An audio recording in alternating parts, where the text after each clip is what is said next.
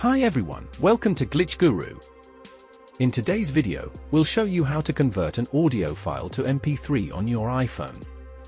To do this, you first need to download this MP3 converter app on your iPhone. You can use the link in the description to do that. Once downloaded, open the app. Here, tap the plus icon at the bottom. Now, select iCloud from the list. This will take you to the Files app.